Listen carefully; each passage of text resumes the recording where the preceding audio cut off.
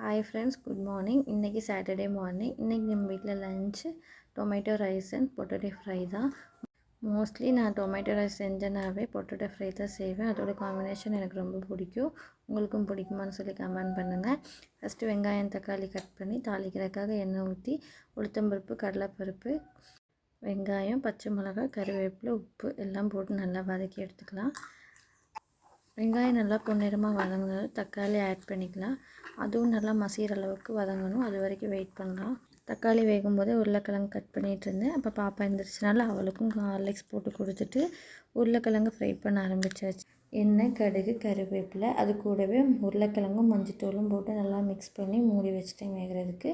அது நல்லா வெந்ததும் அது கூடவே மட்டன் மசாலாவும் சில்லி பவுடரும் போட்டு நல்லா மிக்ஸ் பண்ணி எடுத்துட்டோன்னா பொட்டேட்டோ ஃப்ரை ரெடி. அது கூடவே ஒயிட் ரைஸ் செஞ்சு தக்காளி சாதத்துக்கு மிக்ஸ் பண்ணி எடுத்து வச்சாச்சு.